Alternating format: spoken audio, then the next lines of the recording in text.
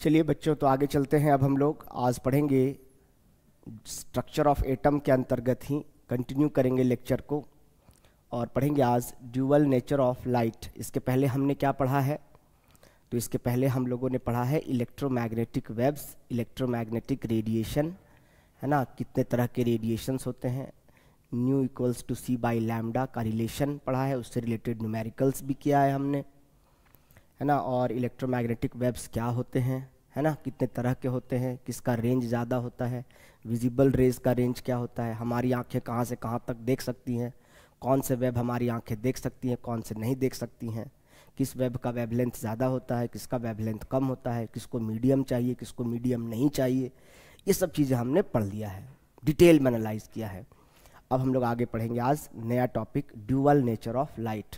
Dual का मतलब होता है दो।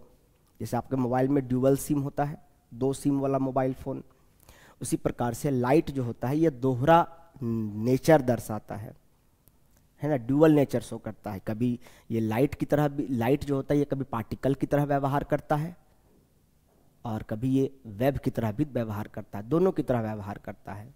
जैसे ये लाइट सोर्स ऊपर लगा हुआ है, तो ये लाइट सोर्स से जो लाइट निकल रहा है, लाइट एक एनर्जी है। और आपको बताए थोड़ी देर पहले भी, हम पिछले लेक्चर में आपको बताया गया था कि एनर्जी एक वेब होता है और कभी भी वेब एनर्जी एक स्थान से दूसरे स्थान तक जाता है तो एनर्जी प्रोपगेट हमेशा वेव के फॉर्म में करता है। एक स्थान से दूसरे स्थान तक वेव के फॉर्म में एनर्जी ट्रांसफॉर्म होता है, ट्रांसमिट होता है, ठीक है।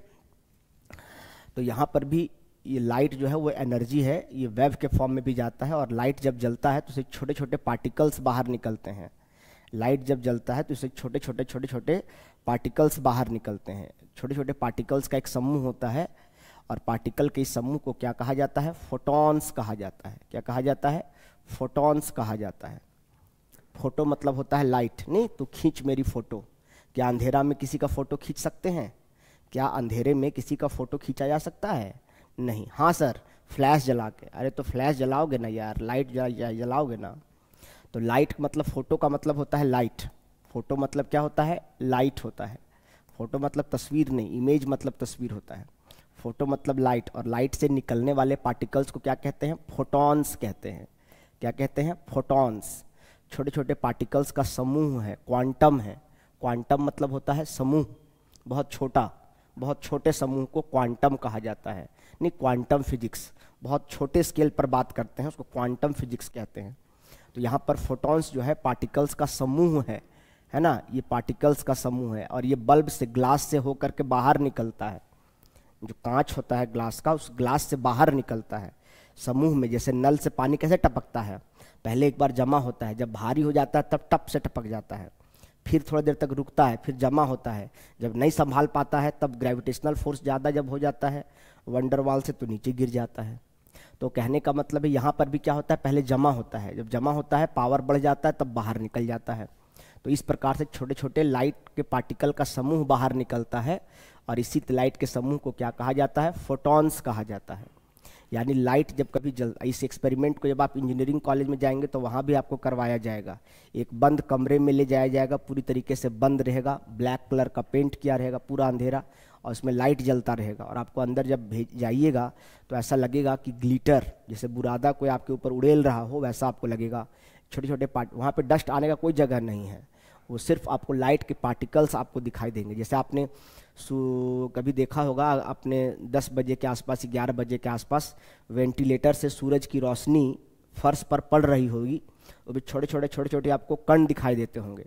वो छोटे छोटे कण जो दिखाई देते हैं, सूरज की रोशनी किसी छेद से होकर सतह पर, फर्श पर आ रही होगी, तो आपने देखा होगा उसको गौर से, तो उसमें छोटे छोटे धूल के कण जैसे दिखाई देते होंगे।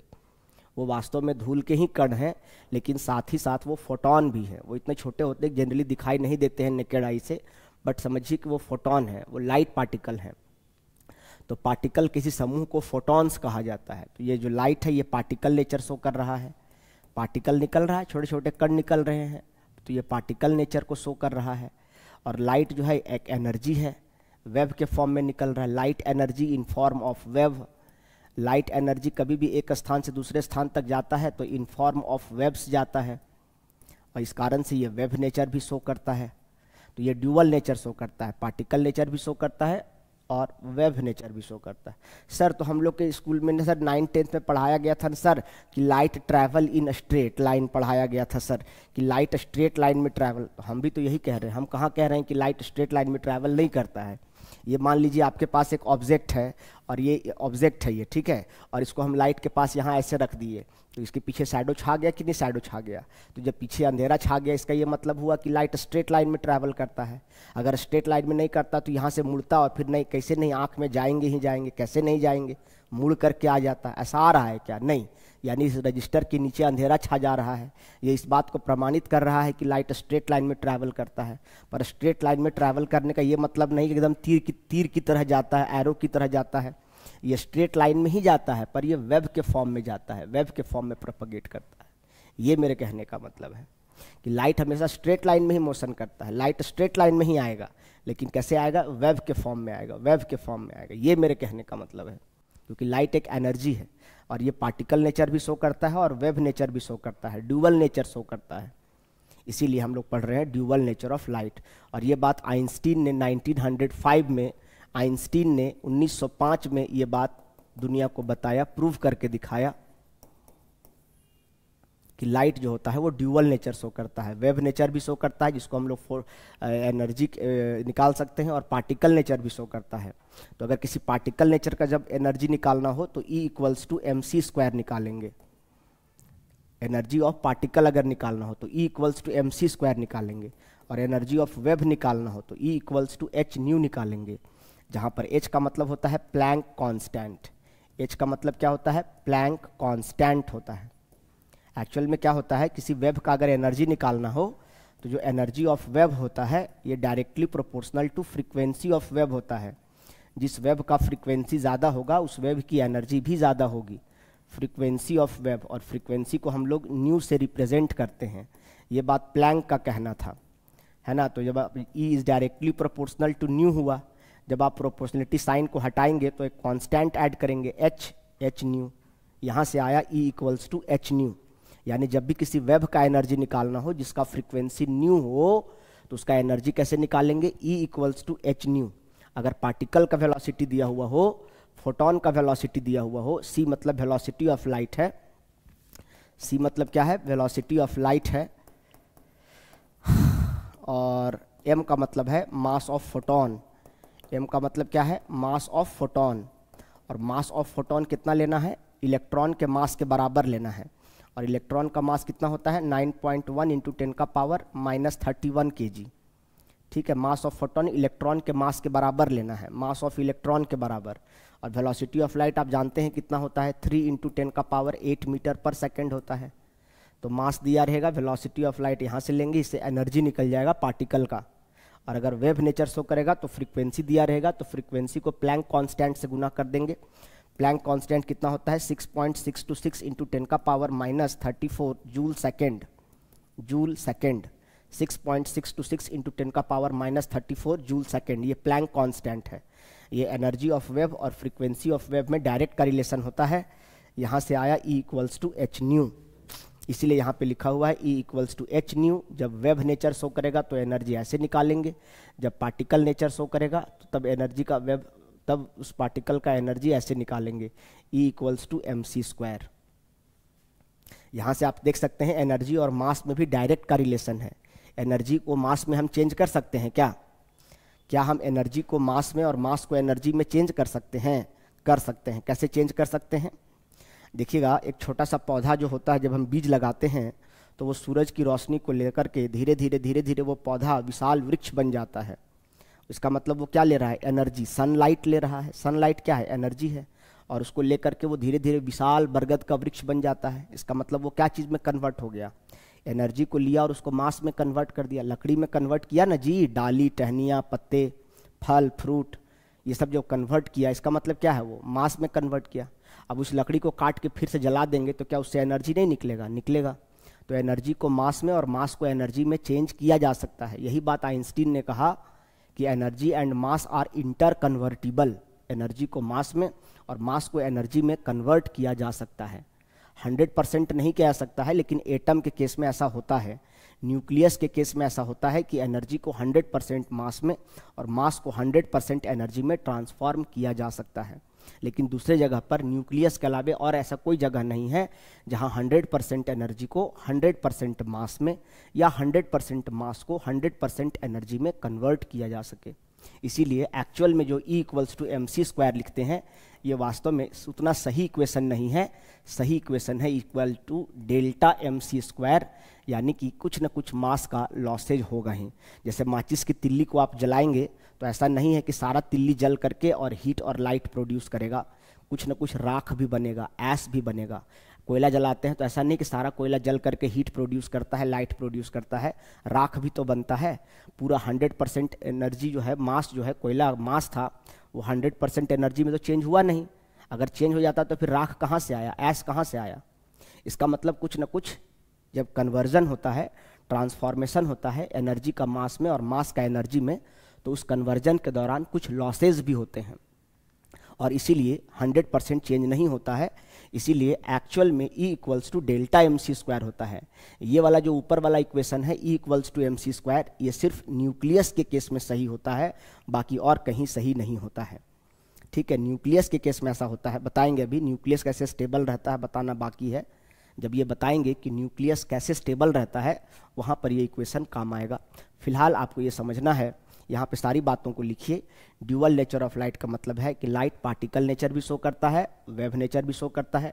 ये बल्ब है, बल्ब ग्लो कर रहा है ना, बल्ब है, और बल्ब का वेव नेचर शो कर रहा है और पार्टिकल नेचर शो कर रहा है। जो बल्ब से पार्टिकल निकलता है उसको क्या कहते हैं? फोटोन कहते हैं। फोटोन, फोटो मतलब लाइट, और लाइट से निकलने वाले पार्टिकल के समूह को, छोटे छोटे पार्टिकल के समूह को क्या कहा जाता है? फोटॉन्स कहा जाता है। और अगर इस पार्टिकल का एनर्जी निकालना है तो फॉर्मूला क्या लगाना है? E equals to mc²। और अगर वेव का एनर्जी निकालना है तो क्या लगाना है? E equals to h nu, और न्यू इक्वल्स टू क्या होता है? c/λ भी होता है। तो मान लीजिए अगर किसी वेव का फ्रीक्वेंसी ना देकर उस वेव का वेवलेंथ दिया हो तो वहाँ से भी आप निकाल सकते हैं। ये VVI फॉर्मूला है और यही VVI फॉर्मूला है।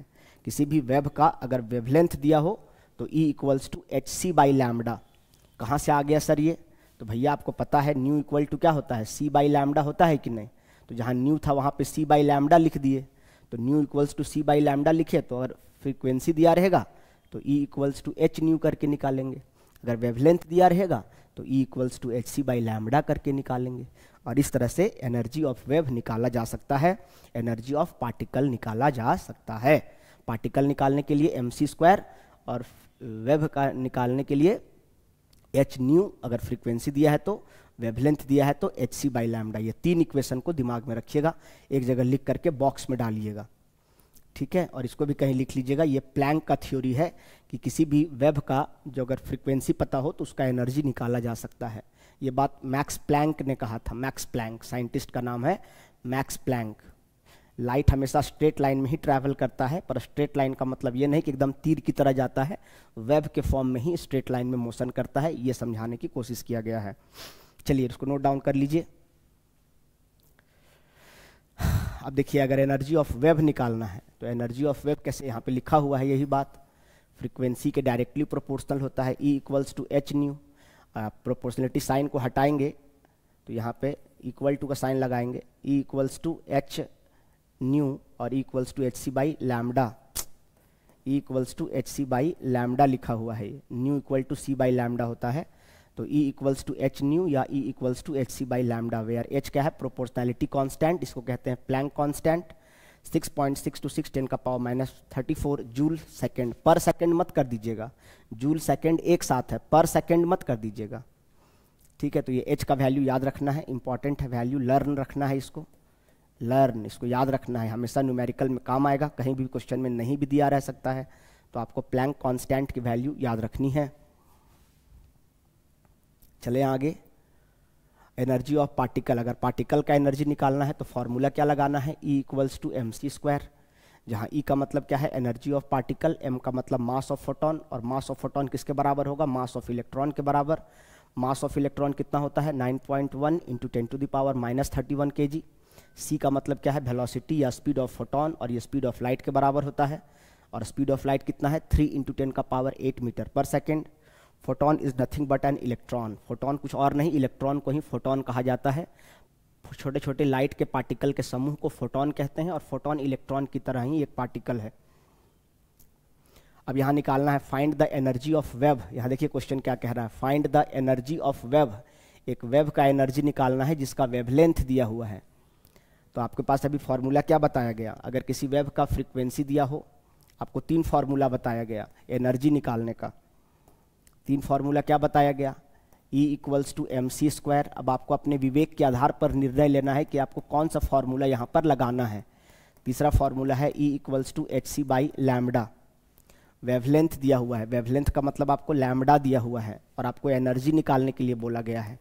तो कैसे निकालिएगा बताइए। लैम्बडा आपको दिया हुआ है 5800 एंगस्ट्रॉम, और एंगस्ट्रॉम का मतलब होता है 5800 इंटू एंगस्ट्रॉम का मतलब होता है 10⁻⁻10 मीटर। इसका मतलब लिख सकते हैं 5800, इसको लिख सकते हैं 58 इंटू 10⁻² इंटू 10⁻⁻10 मीटर। लिख सकते हैं क्या ऐसा? नहीं लिख सकते हैं, अरे 100 लिख सकते हैं। 100 को 10⁻² लिख दिए, क्या इसको लिख सकते हैं 58 इंटू 10⁻⁻8 मीटर। ये क्या निकल के आ गया, लैम्बडा दिया हुआ है आपको मीटर के टर्म में दिया हुआ है, और एनर्जी निकालने बोला है। तो एनर्जी निकालने बोला है, एनर्जी ऑफ वेव, अगर वेवलेंथ दिया है, ई निकालने बोला है, तो ई इक्वल्स टू क्या होता है, hc/λ होता है, जहाँ h का मतलब प्लैंक कांस्टेंट, तो 6.626 इंटू 10⁻⁻34 जूल सेकेंड है ना, इंटू स्पीड ऑफ लाइट कितना होता है, इंटू स्पीड ऑफ लाइट कितना होता है 3 into 10⁸ metre per second, divided by lambda. Lambda कितना दिया हुआ है 58 इंटू 10⁻⁻8 मीटर दिया हुआ है। अब सबको सॉल्व कर देना है, बताइए सॉल्व करेंगे तो क्या आएगा, 6.626 इंटू 3 डिवाइडेड बाई 58। सब नंबर को एक तरफ ले आइए और पावर को एक साथ ले जाइए, तो 10⁻⁻8 ऊपर जाएगा तो क्या हो जाएगा +8, यानी 10⁻⁻34 इंटू 8 में है तो ये क्या हो जाएगा +8। अब -8 ऊपर जाएगा तो क्या हो जाएगा +8। अरे भाई आपको पता है ना अलजेब्रा का नियम क्या कहता है, अलजेब्रा अगर a का पावर x इंटू a का पावर y हो तो a का पावर x प्लस y हो जाता है, यानी बेस सेम हो तो गुना करने पर पावर ऐड हो जाता है। तो यहाँ 10⁻⁻34 है और यहाँ 10⁻8 है, दोनों इंटू में है और दोनों का बेस 10 है, तो जब गुना करेंगे तो -34 और +8 ऐड नहीं हो जाएगा, और 10⁻⁻8 नीचे का ऊपर चला जाएगा।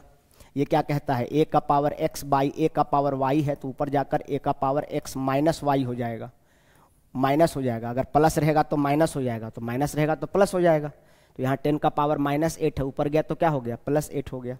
तो 8 और 8 क्या हो गया 16। अब 34 में से जाएगा 16, कितना बचेगा 4 20 10 4 14 4 18, 10⁻⁻18 बचेगा, बचेगा ना 16 और 32, हाँ ठीक है -18 बचेगा। तो इसको सॉल्व कर देंगे, 6.626 इंटू 3 डिवाइडेड बाई 58 इंटू 10 का पावर कितना हो जाएगा बताइए -18 हो जाएगा। अब इसको सॉल्व करने में कोई पहाड़ नहीं है, 6.6 को आप 6 to 6 को 6.6 ले लीजिए, या इसको 6.6 को 6.7 भी ले सकते हैं, इसको या फिर 6 ही मान लो, 6 3 जा 18। इसको मोटा मोटी रफली कैलकुलेशन करेंगे, डेसिमल को भी हटा दो थोड़ी देर के लिए, तो ये हो जाएगा 7 8 क्षेत्र 18 और 6.5 मान लेते हैं, 6.5 मान लेते हैं, 6 18 19 19.5।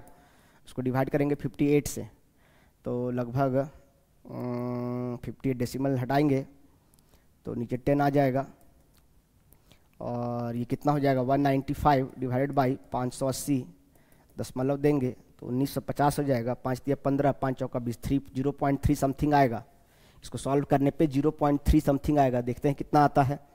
6.626 एग्जैक्ट वैल्यू देख लेते हैं कितना आता है, into 3 equals two divided by 58, देखिए आ गया 0.34 इंटू 10 का पावर -18। क्या क्या कटेगा सो बताओ, मीटर से मीटर कटेगा, सेकंड से सेकंड कटेगा, एनर्जी निकालने बोला था इसलिए जूल में आएगा, और ये क्या हो जाएगा आंसर हो जाएगा। नहीं समझ पाए कैलकुलेशन, देखिए भैया सबका अपना अपना होता है। आप ये देखिए सर, पुट कैसे किए हैं, सॉल्व कैसे किए हैं। एनर्जी निकालने बोला था, E equals to h c by lambda लगाना था, H का वैल्यू रख दिए, C का वैल्यू रख दिए, लैम्डा दिया हुआ था उसका वैल्यू रख दिए और सब सॉल्व कर दिए। सॉल्व कर कैसे कैसे किया गया है वो देखिए। बाकी ये कैलकुलेशन सबका अपना अपना होता है, आप कैलकुलेटर से भी कर सकते हैं अगर आप कमज़ोर हैं तो, धीरे धीरे आपको, लेकिन कैलकुलेटर यूज़ ना करें तो बेहतर है, थोड़ा समय लगे पर आप उसको अपने से करिए। 0.1 अंक भी अगर आप ले आएंगे तो मोटा मोटी ऑप्शन देख के मारने में आपको सहूलियत होगा, इसलिए कैलकुलेटर का इस्तेमाल थोड़ा कम करें तो बेहतर है। एग्जैक्ट कैलकुलेशन मुझे करना था इसीलिए मैंने कैलकुलेटर यूज़ किया, अदरवाइज 0.3 तो आ ही रहा था। ठीक है, चलिए इसको कॉपी कर लीजिए। ये अलजेब्रा का फॉर्मूला है, बेस सेम हो तो गुना करने पर पावर ऐड हो जाता है और बेस सेम हो तो डिवाइड करने पर पावर माइनस हो जाता है। तो प्लस वाई था इसलिए ऊपर जाके माइनस हो गया, अगर माइनस वाई रहेगा तो ऊपर जाके प्लस हो जाएगा, तो यहाँ -8 ऊपर जाके +8 हो गया है।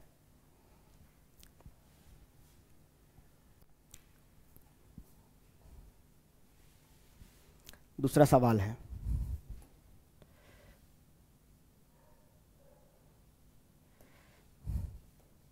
क्या बोलता है, the wavelength of two waves, दो वेव है जिसका वेवलेंथ दिया है और इनके वेव्स का एनर्जी में डिफरेंस निकालना है। तो बहुत सिंपल है, दो वेव दिया है तो फिर हमको एक लाइन खींचना पड़ेगा, दो वेव का पहले एनर्जी निकालेंगे। चलिए पहला दिया है λ1 दिया है, कितना दिया है 300 नैनोमीटर, यानी कितना हो गया 3 × 100 × 10 का पावर -9 मीटर। अरे 300 को 3 × 100 लिखे हैं और नैनो का मतलब होता है -9, तो नैनोमीटर जहाँ था वहाँ -9 कर दिए, तो -9 और +2 क्या हो जाएगा -7, यानी क्या हो गया 3 × 10 का पावर -7 मीटर। ये आपको लैम्डा दे दिया। अब एनर्जी निकालना है तो एनर्जी निकालिए, E equals to h c by lambda. ठीक है, ये फॉर्मूला लगाइए, H का वैल्यू क्या हो गया 6.6 × 10 का power -34 into speed of light कितना 3 × 10 का पावर 8 डिवाइडेड बाई लैम्डा का वैल्यू कितना 3 × 10 का पावर -7, तो 3 से 3 कट जाएगा, क्या बचेगा बताइए 6.6 × 10 का पावर -34 +8 ऊपर जाके +7, 8 7 15, 34 में से गया 15 15 19, यानी क्या बचेगा 6.6 × 10 का पावर -19 जूल।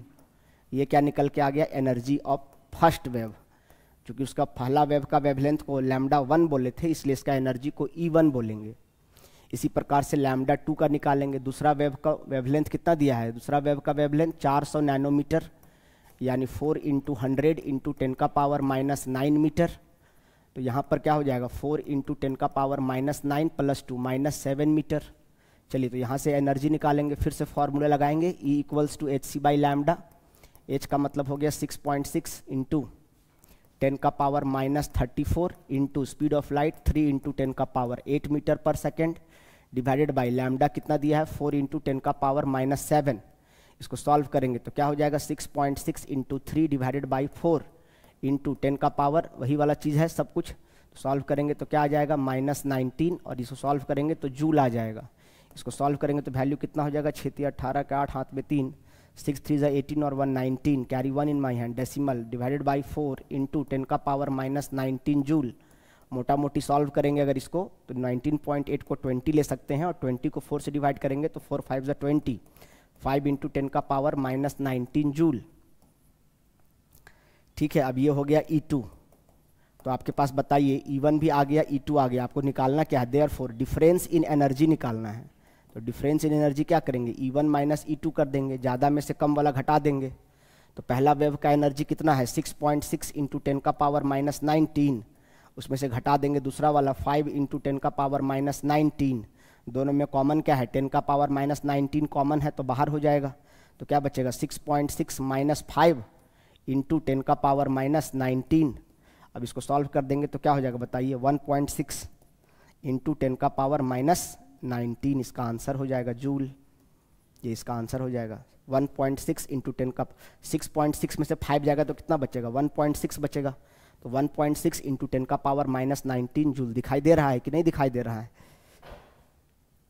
हाँ -19 लिखा हुआ है, ये 1.6 नहीं भी दिखाई दे रहा है, थोड़ा इसको मूव करते हैं, साफ से लिख देते हैं इसको, क्या दिक्कत है। इसको सॉल्व करेंगे तो वैल्यू आ जाएगा 6.6 में से 5 गया तो क्या बचेगा, 1.6 इंटू 10 का पावर -19 जूल, और ये क्या हो जाएगा, इसका आंसर हो जाएगा। तो एनर्जी में डिफरेंस निकालने के लिए बोला था क्वेश्चन में।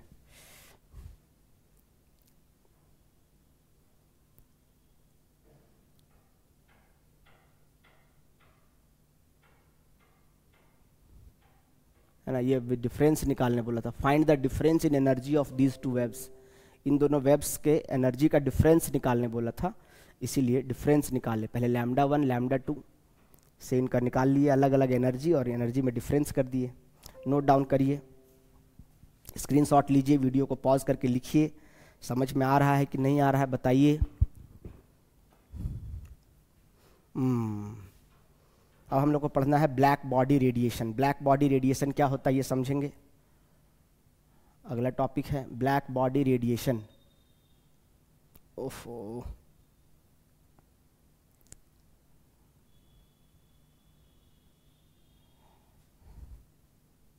सॉरी, ठीक है, देखेंगे ब्लैक बॉडी रेडिएशन क्या होता है। पहले ब्लैक बॉडी समझेंगे तब ना ब्लैक बॉडी रेडिएशन समझेंगे। ब्लैक बॉडी रेडिएशन क्या होता है, तो पहले ब्लैक बॉडी समझेंगे कि ब्लैक बॉडी क्या होता है। ब्लैक बॉडी का ये नहीं कि मतलब कि जो कोई भी काला चीज़ हो उसको ब्लैक बॉडी कहते हैं, ऐसा नहीं है। ये नहीं कि जैसे मैंने ब्लैक टी शर्ट पहन रखा है तो ये ब्लैक बॉडी हो गया, ऐसा नहीं है। जरूरी नहीं है कि ब्लैक हो तभी उसको ब्लैक बॉडी कहेंगे, इसको कह सकते हैं ब्लैक बॉडी, ऐसा नहीं है। लेकिन जो वाइट पूरा होता है उसको भी ब्लैक बॉडी कहा जाता है। जैसे वाइट मिल्क होता है तो उसको भी ब्लैक बॉडी कहा जा सकता है, समझने के लिए। ऐसा नहीं कि वो ब्लैक बॉडी है, पर समझने के लिए जितना भी वैसा कोई भी चीज़। देखिए ब्लैक बॉडी का मतलब क्या होता है, सरल भाषा में समझिए, थोड़ी देर के लिए इसको ऐसे समझिए। ब्लैक बॉडी क्या होता है, a perfect absorber, perfect absorber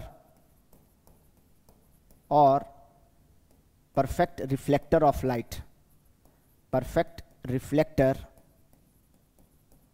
of energy या लाइट, ऑफ रेडिएशन या एनर्जी या लाइट। रेडिएशन कह लीजिए, लाइट कह लीजिए, एनर्जी कह लीजिए, कुछ भी कह लीजिए, जो 100% लाइट को या तो एब्जॉर्ब कर ले या 100% लाइट को या तो रिफ्लेक्ट कर दे, कुछ भी ना रखे, पूरा का पूरा रिफ्लेक्ट कर दे, या 100% एब्जॉर्ब कर ले। वैसा कोई भी ऑब्जेक्ट जो जिसके ऊपर लाइट पड़े और पूरा लाइट को या तो अपने पास रख ले, कुछ भी रिफ्लेक्ट ना करे, या फिर पूरा का पूरा रिफ्लेक्ट कर दे, कुछ भी अपने पास ना रखे, ऐसे ऑब्जेक्ट को ब्लैक बॉडी कहा जाता है। और ब्लैक बॉडी से जो रेडिएशन निकलता है, जो वेव निकलता है, इसी को ब्लैक बॉडी रेडिएशन कहा जाता है। नहीं समझ में आया सर? सर ये कह रहे हैं कोई भी चीज़ ब्लैक क्यों दिखाई देता है, इसलिए ब्लैक दिखाई दे रहा है क्योंकि इसकी प्रॉपर्टी है, इस कलर का प्रॉपर्टी है, इस टी शर्ट के कलर की प्रॉपर्टी है, ये जिस डाई से बना है उस केमिकल की प्रॉपर्टी है कि इसमें जो भी लाइट पड़ रहा है, जो भी एनर्जी इसमें आ रहा है, वो सबको ये एब्जॉर्ब कर ले रहा है और कुछ भी रिफ्लेक्ट नहीं कर रहा है, इसलिए ये ब्लैक दिखाई दे रहा है। कोई चीज़ वाइट क्यों दिखाई दे रहा है, इसका मतलब ये है कि वो 100% लाइट को रिफ्लेक्ट कर दे रहा है, कुछ भी अपने पास नहीं रख रहा है, तो इसलिए वो वाइट दिखाई दे रहा है। नहीं देख के सुने कि गर्मी के दिन में ब्लैक कपड़ा नहीं पहनना चाहिए, वो बहुत ज़्यादा लाइट को एब्जॉर्ब करता है, बहुत ज़्यादा नहीं, वो सभी एनर्जी को एब्जॉर्ब कर लेता है, इसीलिए वो ब्लैक बॉडी उसी को कहा जाता है कि जो परफेक्ट एब्जॉर्बर हो या परफेक्ट एमिटर हो। ये तो हम समझने के लिए बताए ब्लैक बॉडी, जैसे एग्जांपल हो गया वाइट बोर्ड, है ना, ब्लैक बोर्ड, है ना, या फिर आप black T shirt, hair, milk, ये सबको आप ब्लैक बॉडी समझने के लिए कह सकते हैं। पर एक्चुअल में ब्लैक बॉडी क्या होता है, जैसे हो गया सन, सन एक ब्लैक बॉडी है, या गरम लोहा, एकदम लोहा का बॉल, एकदम गरम लाल, एकदम रेड हॉट आयरन बॉल, वो भी एक ब्लैक बॉडी का एग्जाम्पल है। ठीक है, तो समझेंगे ब्लैक बॉडी क्या होता है। The body which is perfect, यहाँ गलत लिखा हुआ है, एब्जॉर्बर, एब्जॉर्बर, एब्जॉर्बर मतलब एब्जॉर्ब करने वाला, और and perfect emitter of light और radiation is called black body, and the radiation emitted by black body is called black body radiation. Example of black body, example of black body क्या है, sun, ice cube एकदम white दिख रहा है, black paint wall, white board, hot iron ball, ये सब जो है example है black body के। ये 100% लाइट को या तो आप एब्जॉर्ब करेंगे या 100% लाइट को, एनर्जी को रिफ्लेक्ट करेंगे। ये सन 100% एमिटर है, पूरे लाइट को एमिट कर रहा है, वो पूरे एनर्जी को एमिट कर रहा है। हॉट आयरन बॉल 100% एनर्जी को एमिट कर रहा है, और हॉट आयरन बॉल, गरम लोहा, देखिएगा रेडिएशन निकलेगा कि निकलेगा, एनर्जी निकलेगा कि नहीं निकलेगा, सन से रेडिएशन निकल रहा है कि नहीं निकल रहा है। जो सन से जो रेडिएशन निकल रहा है, हीट लाइट निकल रहा है, वही तो है ब्लैक बॉडी रेडिएशन। जो हॉट आयरन बॉल, गर्म लोहा यहाँ पे रखा है, तो उससे ताप निकलेगा कि नहीं निकलेगा, हीट निकलेगा कि नहीं निकलेगा, लाइट निकलेगा कि नहीं निकलेगा। तो जो हीट लाइट निकल रहा है वही है black body radiation. When an, अब इसको समझने के लिए समझिए, when an iron rod, rod मतलब छड़, या आयरन बॉल भी कह सकते हैं, रॉड की जगह बॉल भी कह सकते हैं। When an iron rod is heated, जब आयरन को गर्म करिएगा, देखिए आयरन शुरू में जब रहेगा ना लोहा, तो वो रहेगा ब्राउन कलर का, क्या रहेगा, ब्राउन कलर का। अब उसको और गर्म करिएगा, डेल्टा मतलब होता है केमिस्ट्री में हीट, इसको और आयरन को गर्म कीजिएगा तो ये आयरन रेड कलर का हो जाएगा। इसको और गर्म कीजिएगा, तो गर्म करने से इसको और ज़्यादा हीट करिएगा तो ये आयरन जो है ये हो जाएगा वाइट कलर का हो जाएगा। पहले रेड हो जाएगा, फिर और ज़्यादा लाल हो जाएगा, रेड होने के बाद क्या हो जाएगा, ये वाइट कलर का हो जाएगा। और ज़्यादा इसको गर्म कीजिएगा तब ये किस कलर का हो जाएगा, ब्लू कलर का हो जाएगा। ये आयरन जो है वो ब्लू कलर का हो जाएगा। तो आप देख रहे हैं जैसे जैसे एनर्जी बढ़ता जा रहा है कलर चेंज हो रहा है कि नहीं हो रहा है। यानी कलर वलर कुछ होता नहीं है, कलर एक इमेजिनरी कॉन्सेप्ट है। Colour is nothing but a energy, यही तो समझा रहे हैं तब से, रेडिएशन इलेक्ट्रोमैग्नेटिक वेव्स में यही तो समझाए, ये कलर वलर कुछ नहीं होता है, कलर एक इमेजिनरी कॉन्सेप्ट है। जब सूरज की रोशनी चली जाती है, जब अंधेरा हो जाता है, तो कहाँ पे हरा पीला काला नीला क्या दिखाई देता है, सब तो ब्लैक ही दिखाई देता है, वहाँ पे तो कलर नहीं होता है। तो कलर आँखों का भ्रम है, कलर एक एनर्जी है, समझ रहे हैं। तो यहाँ पर आप देखिए जब आयरन का बॉल का एनर्जी कम था तो वो ब्राउन कलर का दिख रहा था, जब उसको गर्म किए यानी उसको एनर्जी दिए तो एनर्जी जब वो एब्जॉर्ब किया तो वो ब्राउन कलर कैसा हो गया, रेड कलर हो गया। जब उसको और ज़्यादा एनर्जी दिए और उसका एनर्जी बढ़ा दिए, उसका फ्रीक्वेंसी बढ़ गया एनर्जी का, तो वह वाइट कलर का हो गया। उसको और ज़्यादा एनर्जी दिए तब वो ब्लू कलर का हो गया। तो देख रहे हैं जैसे जैसे उसका एनर्जी बढ़ते जा रहा है वैसे वैसे उसका कलर भी चेंज हो रहा है। क्यों, क्योंकि एनर्जी जो है वेव का अलग अलग है, वेवलेंथ अलग अलग होते जा रहा है। तो वेवलेंथ अलग हो रहा है तो फिर जाहिर सी बात है कि एनर्जी अलग होगा। E equals to h nu, E equals to HC by lambda. जब फ्रीक्वेंसी और एनर्जी में डायरेक्ट का रिलेशन बताया गया ना, अभी प्लैंक बोला ना, energy directly proportional to frequency होता है। तो आप क्या देख रहे हैं कि जैसे जैसे आप इसको गर्म करते जा रहे हैं वैसे वैसे इसका एनर्जी बढ़ रहा है। एनर्जी बढ़ रहा है मतलब फ्रीक्वेंसी बढ़ रहा है, और अलग अलग एनर्जी का फ्रीक्वेंसी अगर अलग अलग है तो कलर भी अलग अलग शो करेगा ना। अलग अलग अगर कलर है तो इसका मतलब फ्रीक्वेंसी सबका अलग अलग है। When an iron rod is heated, it becomes dull red and then more red and becomes white and on further heating, और जब उसको आगे और हीट करते रहते हैं, फर्दर 2 बार हो गया, it becomes blue in color. With the increase in energy of any wave or radiation, its frequency also increases. ये बात प्रूव हो गया कि जैसे जैसे आप किसी भी ऑब्जेक्ट को का एनर्जी को रेडिएशन को बढ़ाते हैं तो उसका फ्रीक्वेंसी भी बदल रहा होता है, बढ़ रहा होता है। इसको नोट डाउन कर लीजिए, इसको भी कहीं लिख लीजिएगा ब्लैक बॉडी क्या होता है, वैसे वहाँ लिखा हुआ है। देखिए ये आयरन जो था पहले ब्राउन कलर का था, हीट किए तो हॉट आयरन हो गया डल रेड, और हीट किए तो मोर रेड, और हीट किए तो वाइट, और हीट किए तो ब्लू हो गया। Blue colour has more frequency than that of red colour. अब देखिए यहाँ पर जैसे जैसे फ्रीक्वेंसी, यहाँ पे फ्रीक्वेंसी ज़्यादा है, धीरे धीरे फ्रीक्वेंसी कम होता जा रहा है। Left to right frequency decreases while wavelength increases. और आपको पता है विबग्योर पढ़े हैं ना आप, विबग्योर VIBGYOR। तो लेफ्ट से राइट जाने पर क्या होता है, वेवलेंथ बढ़ता है। यानी सबसे ज़्यादा वेवलेंथ किसका है, रेड का, और सबसे कम वेवलेंथ किसका है, वायलेट का।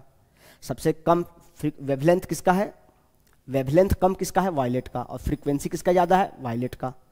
फ्रीक्वेंसी और वेवलेंथ उल्टा चीज़ है, बताया गया है ना। यहाँ देखिए यहाँ पर क्या है, फ्रीक्वेंसी ज़्यादा है, और यहाँ पे क्या है, फ्रीक्वेंसी कम हो गया है। यहाँ पर क्या है, वेवलेंथ कम है, लेकिन यहाँ पर वेवलेंथ क्या है, ज़्यादा है। तो जैसे जैसे एनर्जी कम होते जा रहा है वैसे वैसे वेवलेंथ कम होते जा रहा है, और फ्रीक्वेंसी देखिए जैसे वेवलेंथ बढ़ता जा रहा है और फ्रीक्वेंसी कम होते जा रहा है। आप समझिए इसको, समझ लीजिए। अब बताइए यहाँ पर ब्लू और रेड में सबसे पहले ब्लू है तब रेड है, यानी इसका मतलब क्या हुआ, ब्लू का फ्रीक्वेंसी ज़्यादा है। लेफ्ट से राइट जा रहे हैं तो फ्रीक्वेंसी क्या हो रहा है, घट रहा है। यानी ब्लू का फ्रीक्वेंसी ज़्यादा है, यानी ब्लू का एनर्जी ज़्यादा है। इसीलिए ना जब गर्म किए तो लास्ट में एकदम गर्म हुआ तो क्या हो गया, एनर्जी बढ़ने से कैसा कलर का हो गया, ब्लू। शुरू में कैसा कलर का था, रेड कलर का था। एनर्जी बढ़ते गया तो ब्लू हो गया। तो यहाँ तो वही चीज़ हो रहा है, रेड से एनर्जी बढ़ते जा रहा है, फ्रीक्वेंसी बढ़ते जा रहा है, ब्लू होता जा रहा है।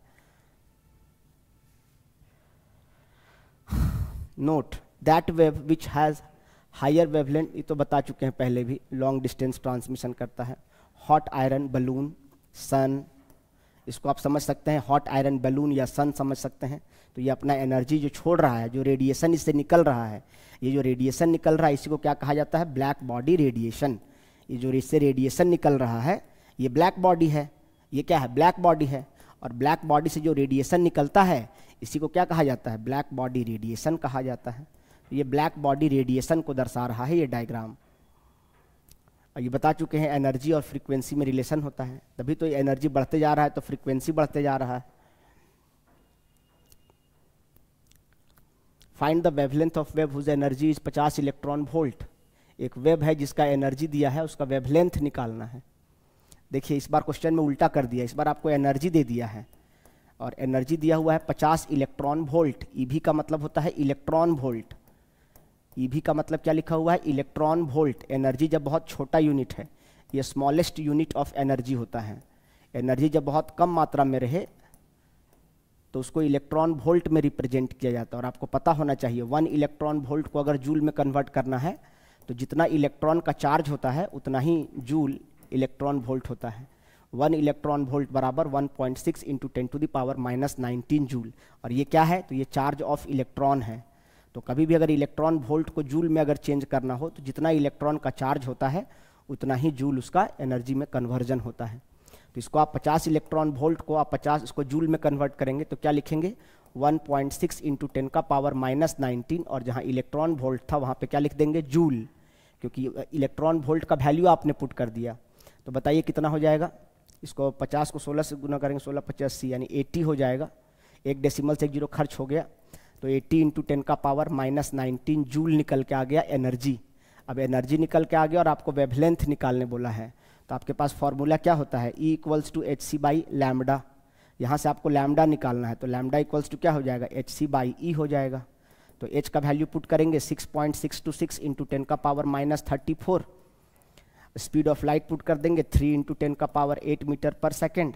और एनर्जी पुट कर देंगे जूल में 80 इंटू 10⁻⁻⁹ जूल।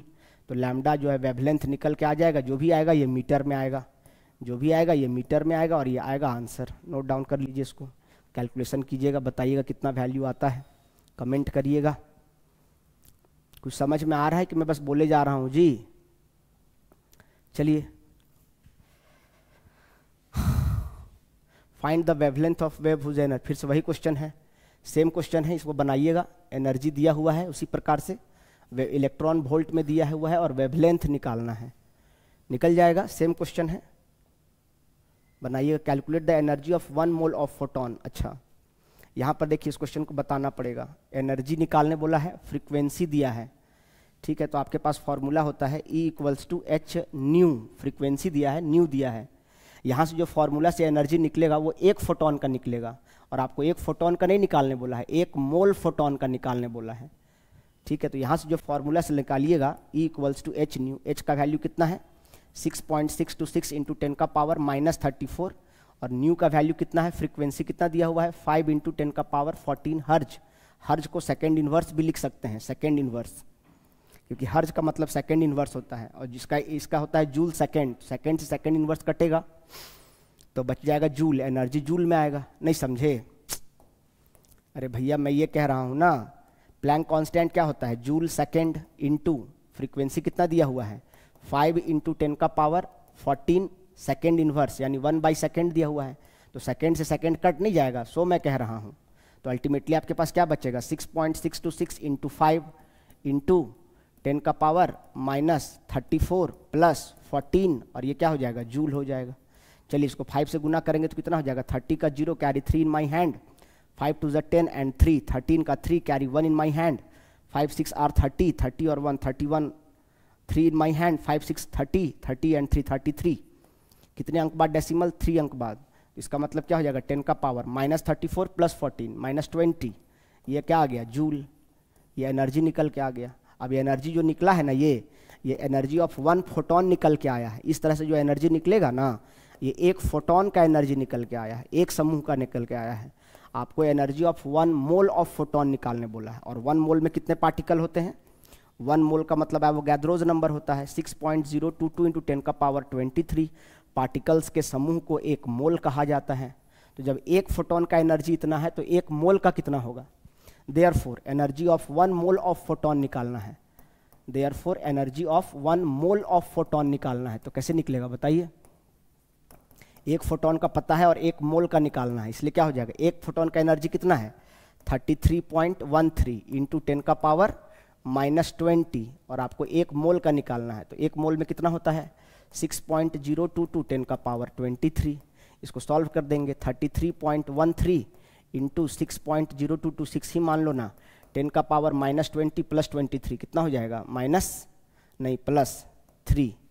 ये इसको सॉल्व करिए कितना हो जाएगा? 6 3 18 का 8, carry 1 in my hand, 6 1 6, 6 1 are 6 और 1 7, 6 3 18 का 8, कैरी 1 इन माई हैंड, 6 3 8 19, 2 अंक बाद दशमलव इंटू 10 का पावर 3। इसको हम लिख सकते हैं 198.78। 10 का पावर 3 का मतलब 1000। ये क्या चीज़ में आया? एनर्जी निकाले थे जूल में, तो ये किलो में कन्वर्ट हो जाएगा, किलो जूल हो जाएगा। 1000 को किलो लिख दिए, 198.78 किलो जूल एनर्जी निकल के आया। एक मोल फोटोन का एनर्जी निकल के आया। ई फॉर्मूला से जो एनर्जी निकलेगा ना, वो एक फोटोन का निकलेगा। और आपको क्या निकालने बोला है? एक मोल फोटोन का एनर्जी निकालने बोला है। इसीलिए एवोगैड्रोज नंबर से गुना किए। इसको कहते हैं एवोगैड्रोज नंबर। क्या कहते हैं? इस संख्या को एवोगैड्रोज नंबर कहा जाता है। पता होगा आपको, चैप्टर 1 में पढ़ाया गया है। नोट डाउन करिए। 100 वाट बल्ब लिखा हुआ है। ये क्या लिखा हुआ है? 100 वाट बल्ब। अच्छा, कैसे बनेगा ये? देखो इसको बनाते कैसे हैं। अरे यार,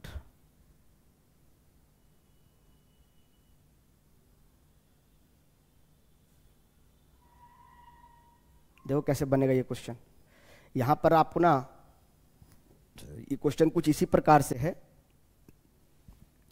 कि मान लीजिए आप एक टाइल्स खरीदने गए हैं और आपको एक रूम में टाइल्स लगाना है। सिंपल सवाल है, बस खाली अक्ल लगाने का जरूरत है, कॉमन सेंस लगाने का जरूरत है। नहीं दिखाई दे रहा है? छोटा हो गया क्या?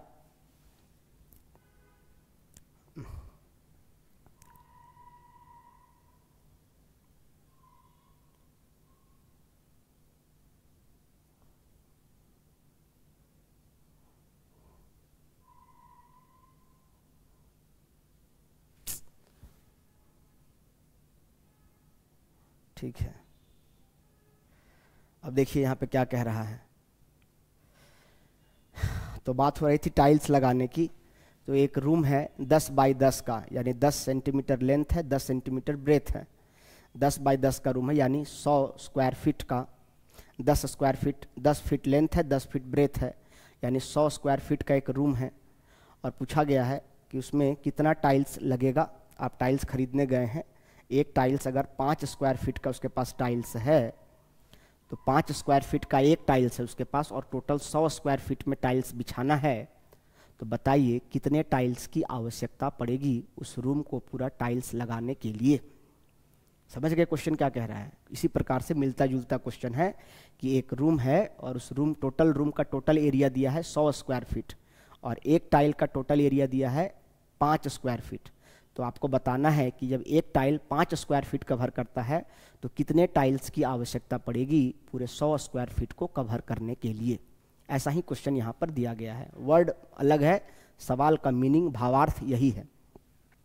100 वाट बल्ब, ये बल्ब लिखा हुआ है। क्या लिखा हुआ है? बल्ब। 100 वाट का एक बल्ब लिया गया है। अब देखो क्वेश्चन क्या कह रहा है। तो यहाँ पे टोटल एनर्जी ऑफ बल्ब दिया हुआ है और आपको वेवलेंथ दिया है। इस वेवलेंथ से आपको एनर्जी ऑफ फोटोन निकालना है। या आप एनर्जी ऑफ 1 फोटोन निकालेंगे। Energy of 1 photon, energy of 1 photon कैसे निकालेंगे? अगर वेवलेंथ दिया है तो E = hc/λ करके निकालेंगे। तो निकाल लीजिए, बताइए कितना आता है एक फोटोन का एनर्जी। H का वैल्यू है 6.6 इंटू 10 का पावर -34। स्पीड ऑफ लाइट दिया है 3 इंटू 10 का पावर 8। नहीं भी दिया है तो हम अपने मन से लगाएंगे। और लैम्डा का वैल्यू दिया है 400 नैनोमीटर, यानी 4 इंटू 10 का पावर -7 मीटर। यहाँ नैनो था 10 का पावर -9 और 100 है मतलब 10 का पावर 2 सॉल्व करके लिखे तो नैनोमीटर को मीटर में चेंज कर दिए तो -7 मीटर आया। इसको जब सॉल्व करेंगे तो वैल्यू क्या आएगा 6.6 इंटू 3 डिवाइडेड बाई 4 इंटू 10 का पावर -34 प्लस 8 प्लस 7 8 7 15 19 बचेगा यहाँ पर। तो ये हो जाएगा, इसको सॉल्व करेंगे तो वैल्यू कितना आएगा 6.6 into 3 equals two divided by 4.95। इसको सॉल्व किए तो वैल्यू आया 4.95 इंटू 10 का पावर -19 जूल। ये एनर्जी ऑफ 1 फोटोन निकल के आया, आंसर नहीं आया है अभी, एनर्जी ऑफ 1 फोटोन आया है। और बल्ब जो जल रहा है वो कितने वाट का है 100 वाट का है। अब आपको वाट को पहले जूल में, टोटल एनर्जी ऑफ बल्ब दिया हुआ है, टोटल एनर्जी ऑफ बल्ब दिया हुआ है, कितना दिया हुआ है total energy of bulb, total energy of bulb आपको दिया हुआ है, कितना दिया हुआ है 100 वाट दिया हुआ है। अब वाट को आपको जूल में चेंज करने आना चाहिए, 100 वाट का मतलब हुआ 100 जूल पर सेकेंड। 100 वाट का बल्ब है, इसका मतलब 1 सेकेंड अगर जलेगा, जैसे हमारे घर में पहले पीला वाला फिलिप्स का बल्ब आता था 10 रुपये का, तो वो जो पीला वाला जो बल्ब रहता है वो 100 वाट का रहता है, यानी 1 सेकेंड जब जलाइएगा उसको तो 1 सेकेंड में 100 जूल एनर्जी खर्च करेगा, बहुत ज़्यादा एनर्जी। वाट का मतलब समझिए, पावर को समझिए। जैसे हमारे घर में पानी गर्म करने वाला हीटर रहता है, वाटर हीटर 1000 वाट का रहता है, या आयरन 1000 वाट का है, यानी 1 सेकेंड अगर आयरन जलाए हैं तो 1 सेकेंड में 1000 वाट 1000 जूल एनर्जी खर्च कर रहा है, हर सेकेंड 1000 जूल एनर्जी खर्च कर रहा है। इसका मतलब क्या हुआ 100 वाट का मतलब है 100 जूल पर सेकेंड एनर्जी खर्च कर रहा है 1 सेकेंड में, यानी टोटल एनर्जी ऑफ बल्ब पता है और एनर्जी ऑफ 1 फोटोन पता है। इसीलिए नंबर ऑफ फोटोन कितना निकला होगा 100 पूछ रहा है, तो नंबर ऑफ फोटोन निकालने के लिए क्या करेंगे, टोटल एनर्जी ऑफ बल्ब को डिवाइड कर देंगे, एनर्जी ऑफ 1 फोटोन से डिवाइड कर देंगे। यह हो गया टोटल एरिया रूम का divided by area of tiles, यानी एनर्जी ऑफ फोटोन से डिवाइड कर देंगे। नहीं, टोटल एरिया रूम का 100 स्क्वायर फीट था और एक टाइल्स का 5 स्क्वायर फीट, तो 100 को 5 से भाग देंगे तो कितना हो जाएगा 20 टाइल्स का ज़रूरत पड़ेगा। तो एनर्जी ऑफ फोटोन निकाल रख देंगे यहाँ। बताइए टोटल एनर्जी कितना है 100 जूल, हाँ, और आपका पास एक फोटोन का एनर्जी कितना है 4.95 इंटू 10 का पावर -19 जूल।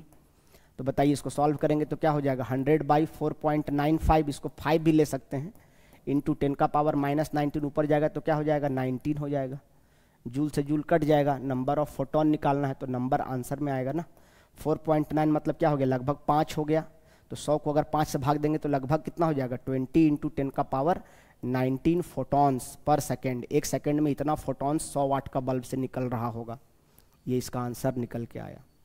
तो अगर नंबर ऑफ फोटॉन्स निकालने बोलेगा तो ऐसे निकालिएगा, टोटल एनर्जी यानी total area of the room divide by total area of the tiles, divide करेंगे तो नंबर ऑफ टाइल्स निकल के आ जाएगा। रूम में कितना लगाना है, 100 स्क्वायर फीट रूम था और 5 स्क्वायर फीट का टाइल्स था, तो 100 को 5 से भाग देंगे तो 20 ही ना निकल के आएगा।